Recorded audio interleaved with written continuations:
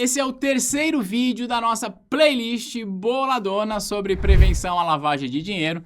No primeiro vídeo a gente fez um contexto para que você pudesse entender o que é lavagem de dinheiro, a resolução, quais são as empresas obrigadas. No segundo vídeo a gente trafegou ali pelo COAF, pelo seu papel.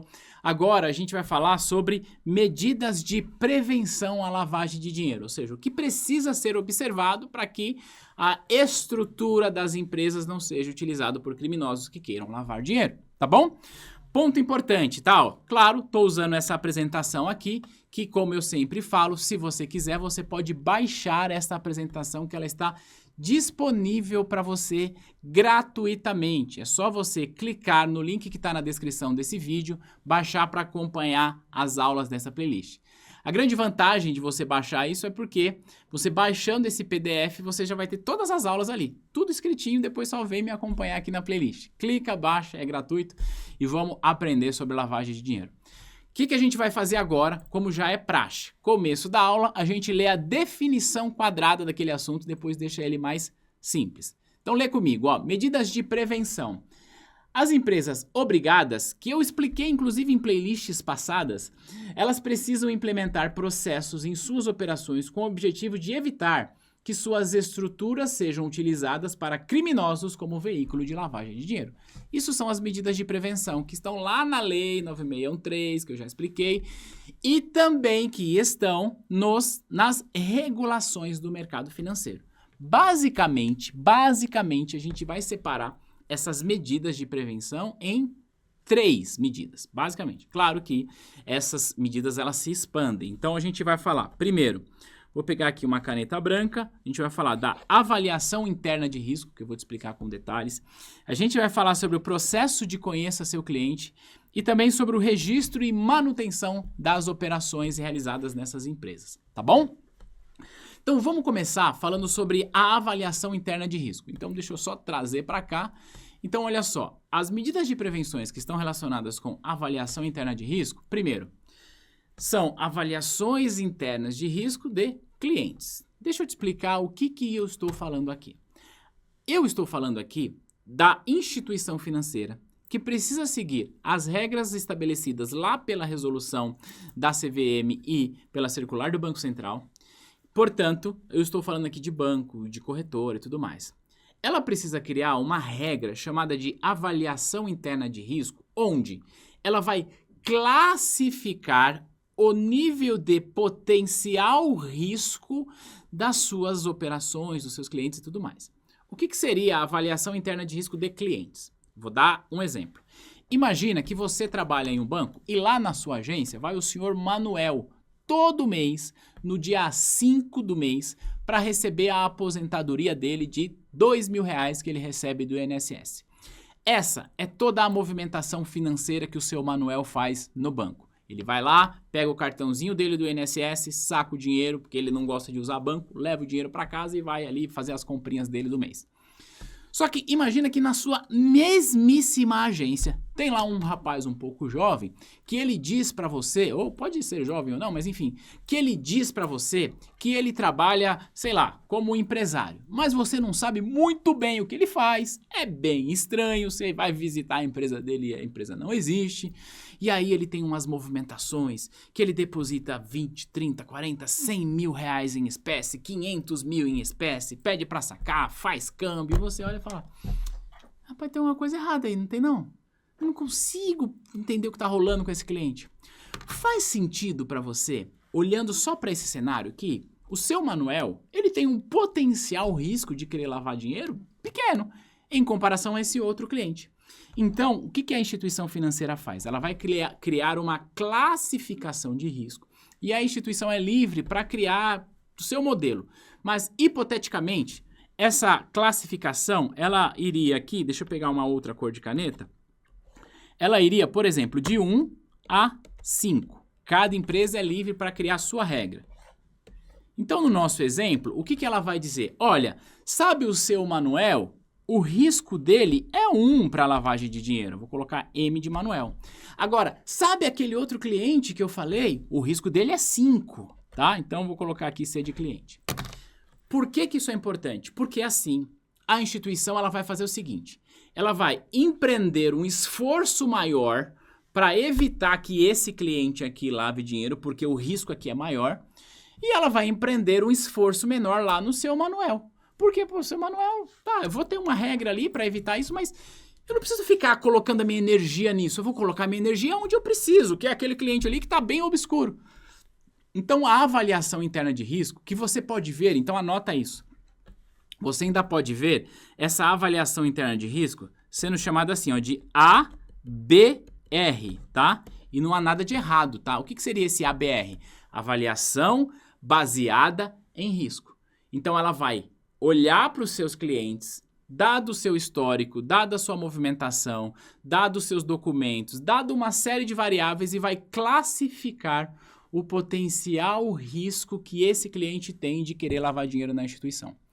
E aí, quanto maior for o risco, maior vai ser o esforço para combater, quanto menor for o risco, menor o esforço para combater. É isso, tá bom? Agora que você entendeu o que é essa avaliação baseada em risco de clientes, saiba, ela cria essa avaliação baseada em risco dos seus clientes, mas também dos produtos que ela comercializa. Então, mais uma vez aqui falando de banco. Bom, estou oferecendo uma conta poupança. Conta poupança, alguém pode querer lavar dinheiro com conta poupança? Pode, mas é pouco provável. Mas eu também tenho operação de câmbio, onde as pessoas fazem remessa para fora. Aqui o produto é um pouco mais arriscado. Então eu preciso olhar para isso também.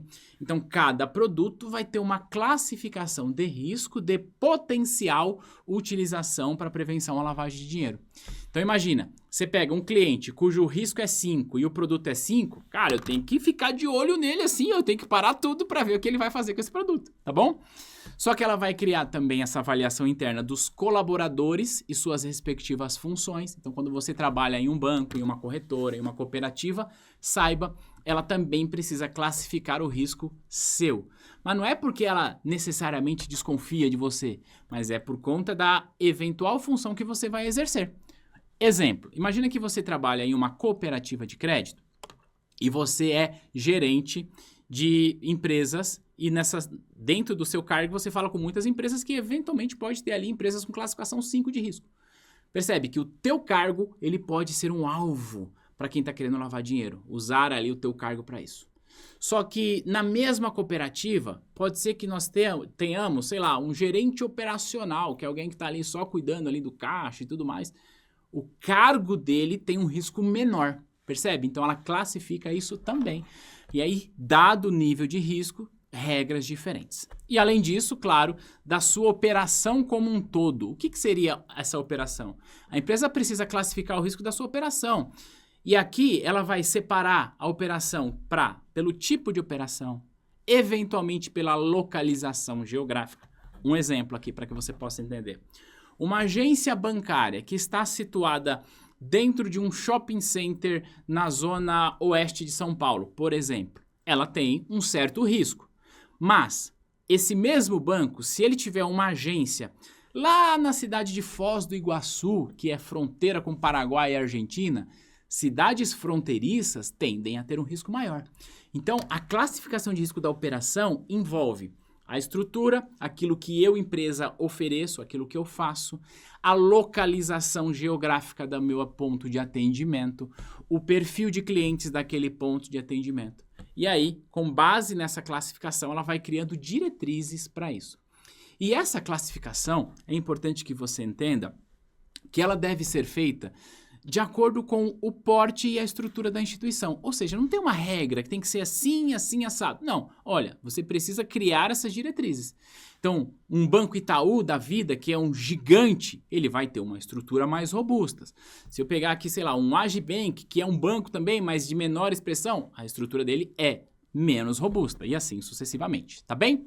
Então, a gente já entendeu o que é a avaliação interna de risco e do que a instituição faz. A gente avança agora para falar sobre o processo de conheça seu cliente. Mas antes de eu falar para você sobre Conheça Seu Cliente, eu quero dizer para você que você está no canal da T2 Educação, eu sou o Thiago Feitosa, eu dou aulas aqui e também dou aulas lá na nossa plataforma. Se você é novo ou nova nesse canal, se inscreve, ativa o sininho para você não perder nenhum vídeo, porque aqui eu ensino o mercado financeiro para valer, para você ser um profissional completo. Então, se você quer aprender o mercado, é aqui que você tem que estar, tá bom? Se inscreve, ativa o sininho aí para você não perder nenhum vídeo. E claro, se você quiser estudar com os nossos cursos completos, saiba que aqui na T2 nós temos cursos completos para as principais certificações de mercado financeiro. Você terá aulas comigo, o nosso time de especialistas para tirar todas as dúvidas que você tiver, acesso à nossa apostila, nosso banco de questões, a nossa plataforma que é absolutamente robusta, que você pode simular a prova, você pode fazer um monte de coisa para que você tenha confiança na prova, tá bom? Você tem feedback na hora das questões, então tudo que você precisa para passar nas provas de certificação, a T2 está aqui para te oferecer também. O link do nosso site está aqui embaixo. Você vai fazer o seguinte, clica no link, vai no nosso site, dá uma olhada e se fizer sentido para você, vem estudar com a gente dentro da nossa plataforma para que a gente cuide da curadoria do material para você, para que a gente te acompanhe começo, meio e fim, tudo organizado para você otimizar o seu estudo, tá bom? Link do nosso site está aqui embaixo. Feito aí os dois jabás, vamos voltar aqui para a gente falar sobre o processo de Conheça Seu Cliente que a instituição precisa adotar, tá? Então, conhecer o cliente é basicamente estabelecer procedimento padrão para verificar as informações fornecidas pelo cliente. Isso aqui é importante, né? O cliente vai abrir uma conta lá com você, tá investindo, tá fazendo movimentação. A sua empresa, a sua corretora, o seu banco, a sua cooperativa vai criar regras para que você possa verificar isso. Em alguns casos, requer visita presencial ao local onde essa pessoa mora ou trabalha. Em alguns casos, requer, hoje, né, bastante comum a pessoa enviar ali uma selfie dela para pegar documentação.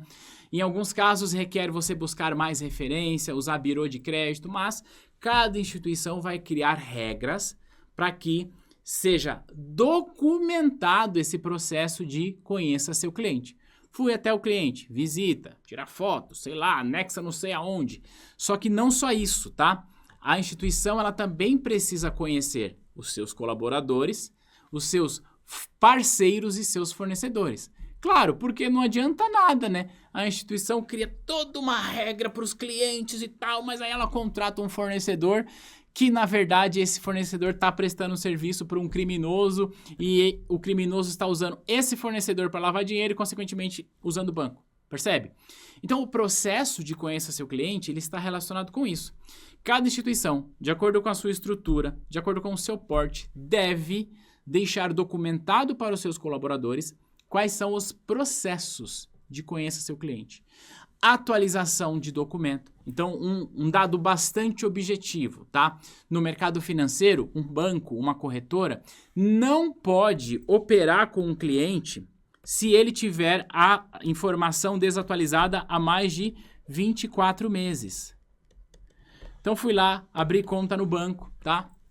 Mandei toda a documentação, tá bonitinho, redondo, funciona, opero, compro, vendo, sei lá o que eu faço naquele banco. E durante 2 anos, nada aconteceu de relevante na minha vida. Não mudei de emprego, não mudei de renda, não mudei de endereço, não mudei de telefone, não mudei nada. Portanto, eu, enquanto cliente, não tenho nenhuma necessidade de atualizar meus dados lá, porque não aconteceu nada. Só que o que acontece? O banco vai olhar e falar assim, Thiago, é o seguinte, ó, 2 anos já se passou que você enviou essas informações aqui pra gente. E aí, Thiago, eu quero que você atualize os seus dados. Claro, eu vou entrar no meu aplicativo e falar, endereço ok, tal, renda, tudo ok, pum, atualizei. Ou seja, o banco é obrigado a solicitar essa atualização cadastral, no mínimo, a cada 2 anos. E se o cliente não entra, não atualiza, o banco fala, olha, enquanto você, cliente, não atualizar os seus dados, eu não posso operar com você. Então, em linhas gerais, isso é o Conheça o Seu Cliente. E agora a gente vai falar sobre o registro das operações, que a instituição precisa registrar e manter arquivado. Então, em primeiro lugar, eu vou falar das operações de clientes. Deixa eu ficar aqui embaixo, fica melhor para você ler.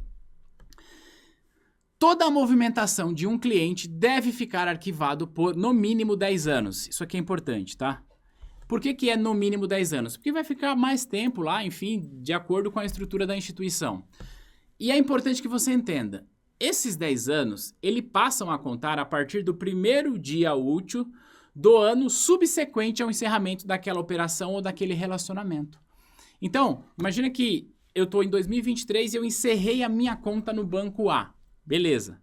O que vai acontecer é que, a partir de 2024, começa a contar 10 anos. E o banco precisa manter todo o meu histórico lá, por no mínimo 10 anos. Ponto final, tá? Mesmo que eu não tenha mais histórico, mesmo que eu não tenha mais contrato, mesmo que eu não tenha mais negociação, mesmo que eu não faça nada, tem que estar lá os últimos 10 anos. E isso serve não só para encerramento de conta, mas sei lá, fiz uma operação de crédito nesse banco e liquidei em 2023.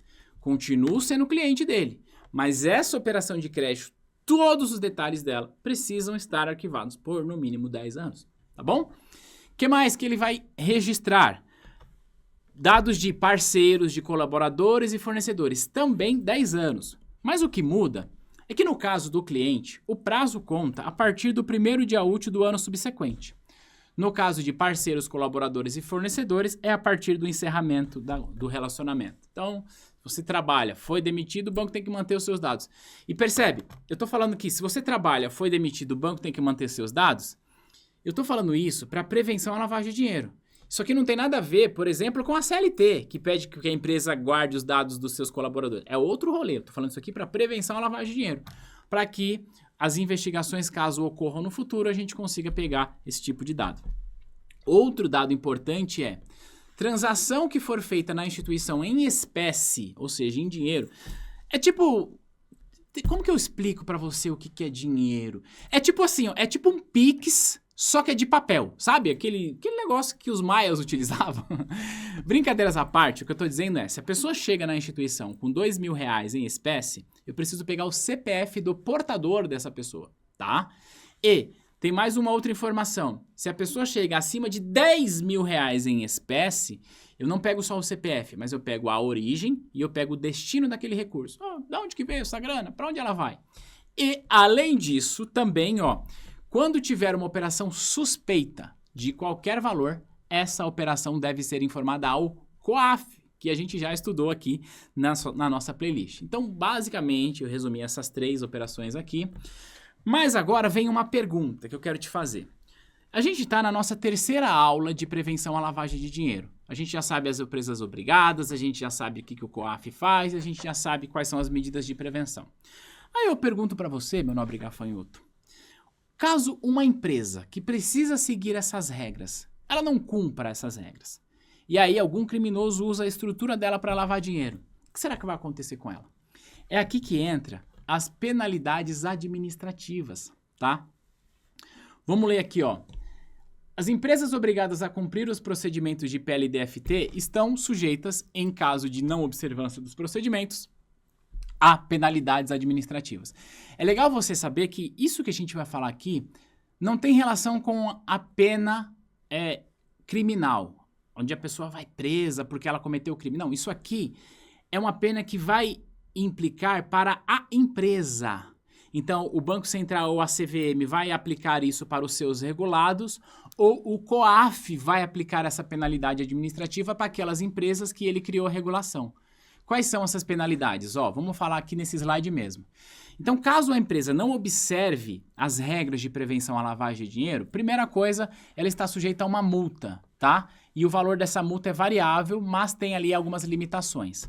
O valor é variável, só que é não superior ao dobro do valor da operação. Então, se um criminoso foi lá, lavou dinheiro na instituição porque ela não observou as regras, a instituição vai pagar uma multa do dobro do valor da operação, tá? Ou o dobro do lucro real que a pessoa teve ou que presumivelmente ela teria se a operação fosse feita. Só que essa multa é limitada a R$20 milhões.